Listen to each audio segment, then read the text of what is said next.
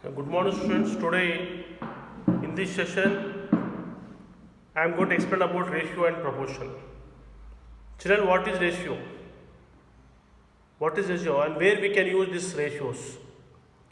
Children, ratio means any type of comparison. Any type of comparison where we compare things or quantities by division is called ratio. For example, see, children, 3 by 4 we can write as 3 is to 4. 3 is to 4. We can write as 3 is to 4. So, comparing things or quantities by division is called ratio. When we compare two quantities and we have to take care of that, we have to take care order.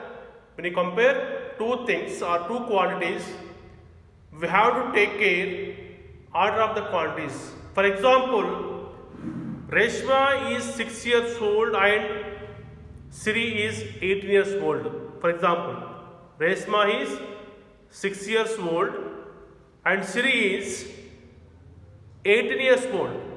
Then the ratio of Reshma age and Siri's age is, for example, student, then the ratio of Reshma's age and Siri's age.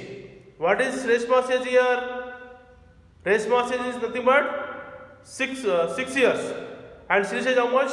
8 years. Therefore, simple children. That means what? For example, see, we can write easily 6 is 2 or 6 by 18. The replies you can write cut down. 6 minus 6 is 1 is to 3 ratio. 1 is to 3 ratio. This is the ratio of ages of Reshma and Siri. Okay, children. Therefore, we can write as 1 is to 3. And in general, the ratios of two quantities, for example, in general, the ratio of two quantities A and B, A and B, A and B. In general, the ratios of two quantities A and B is written as A is to B.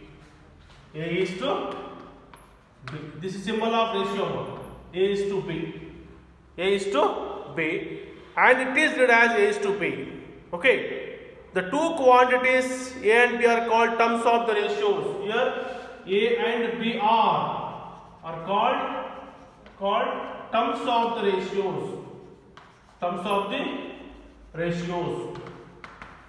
Here two quantities A and B are called terms of the ratios. Okay. And here the first A is called as, and then one is called B. The term A, the first term A is called antecedent. It's called as antecedent. Antecedent. A is called as antecedent, and the second term is called as consequent. Consequent. Second term is called as consequent. In the ratio, the first term is called as antecedent, and second term is called as consequent. Okay, children. Now, a ratio is said to be in the simplest term or simplest form. For example, see, when we can say that the ratio is the simplest form, and how to convert ratio is into simplest form.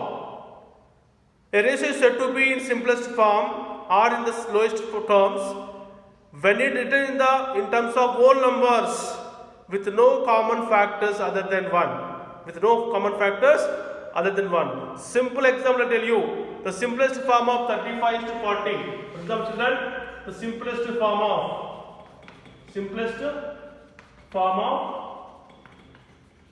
35 is to 40. Because children, it is not a simplest form of ratio. So what we have to do? The simplest form of 35 is to 40. Simple here. 35 divided by 40. So 7. For example, children, you can see 5 8 ja 5 7 is equal to 7 by 8. That implies 7 is to 8. So 7 is to 8 is the simplest form of 35 is to 40. So one more example I will take, children. For example, see, 96 is to 48. Okay, RX 96 is to 48 or 48 is to 96. Okay, now what is the simplest form of the ratio 48 is to 96? Simple children, 48 by 96.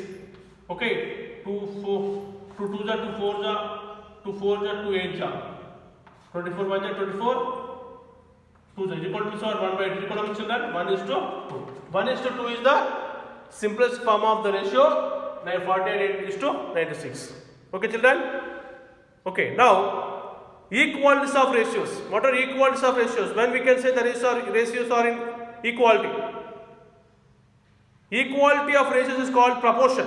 Generally, proportion means what? Equality of ratios is called as proportion. So what is meant by proportions?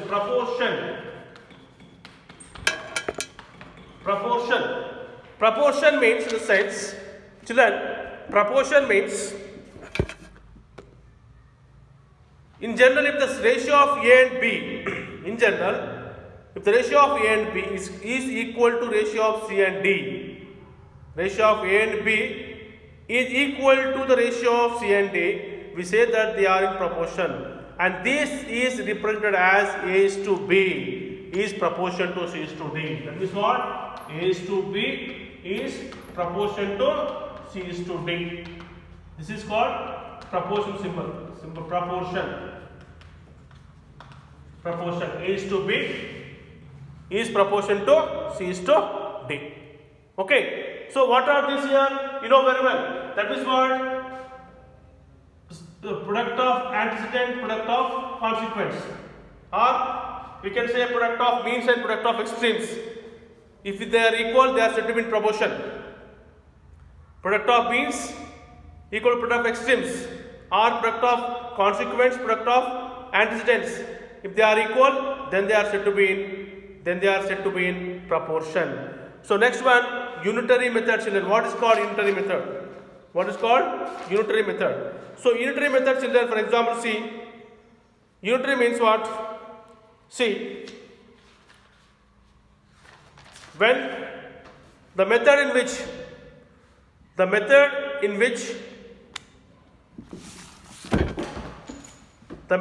in which we first find the value of one unit and then find the value of the required number of units, it is known as unitary method. For example, children, unitary method means very simple example I will give you. If the cost of 12 pencils is rupees 24, then the cost of 10 pencils is equal to dash. So this type of problems comes under unitary method. First of all, we have to find out the cost of one pencil. Then only we can find the cost of required number of pencils. This is the best example for unitary method. Simple example. I will explain you one example. Unitary method means unitary method. One example, just if the cost of 12 pencils is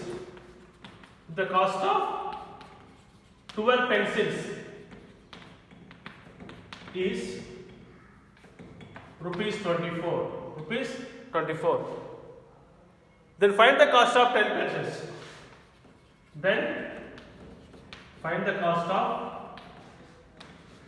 10 pencils.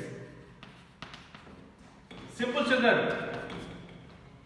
By using unitary method, first we have to find out the cost of one pencil. We have to find the cost of one pencil. That means what? Cost of 12 pencils equal to cost of 12 pencils equal to rupees 24. Now cost of one pencil equal to how much? Simple, rupees 24 by 12 equal to how much? 12 1 is 12, rupees 2.